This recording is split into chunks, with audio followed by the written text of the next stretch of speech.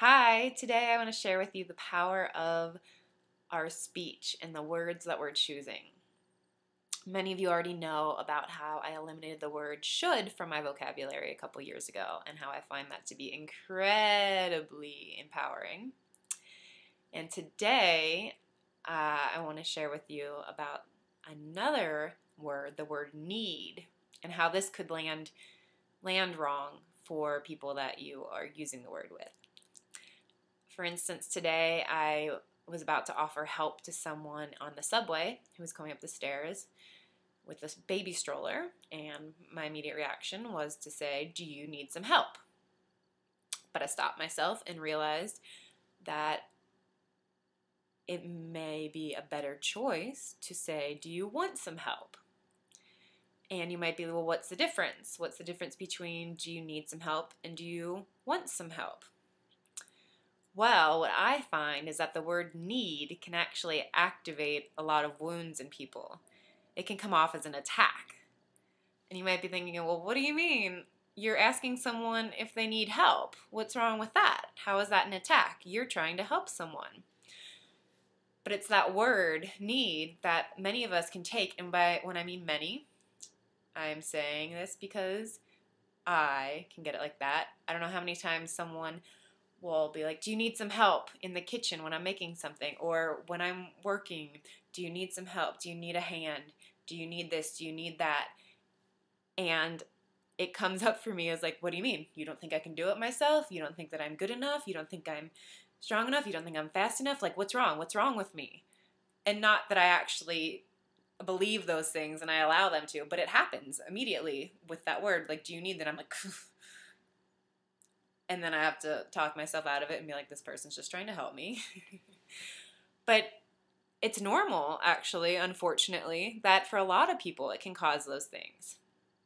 So instead, offer the want. Do you want some help? And it opens up some space there. It's easier to answer like, oh, well, yeah, help would be nice, instead of it possibly alerting the senses from something that happened in our past, that we weren't good enough, or we thought that, we wouldn't make it, or whatever it is. There's all these things that are buried within us that we don't even know about, and certain words can activate those thoughts. So along with that, I'll give you my little spiel about the shoulds. What I find is that when I use the word should, that it's like my shoulders come in. I'm like, I should do the laundry. Like, I do not have the power in the situation. I should do this. It doesn't sound like any fun. But if I ask the same thing, or I say the same thing, I want to do the laundry. Now, really, the laundry might not be my favorite thing to do, but I want clean clothes. My favorite yoga pants are dirty and I want to wear them, so I want to do the laundry. Or, this is so funny to me, I always hear people say, where should we eat for dinner?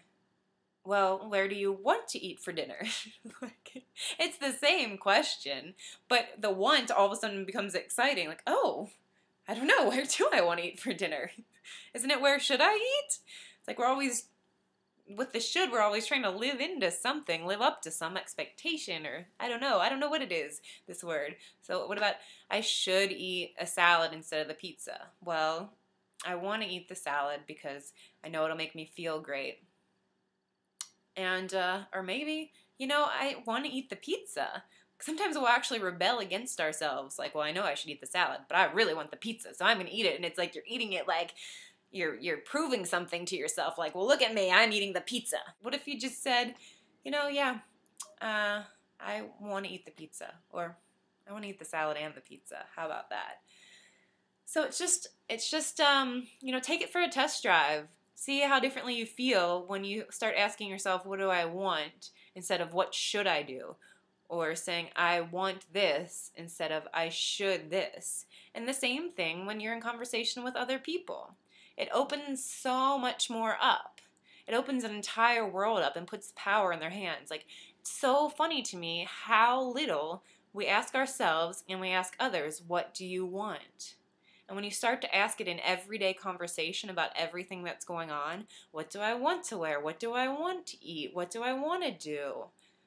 It's like you start to like really figure out who the heck you really are, and not what should I do? What should I say?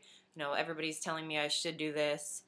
It's like with the shoulds, we're putting ourselves in these boxes or something. So just try it. What do you want?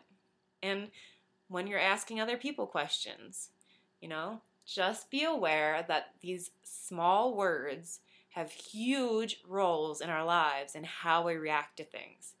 The first step is just being conscious of the words and being conscious of the fact that it's the word that you're reacting to and not what a person is saying to you. Because although I've stopped saying the word should, that doesn't mean that people stop saying it to me.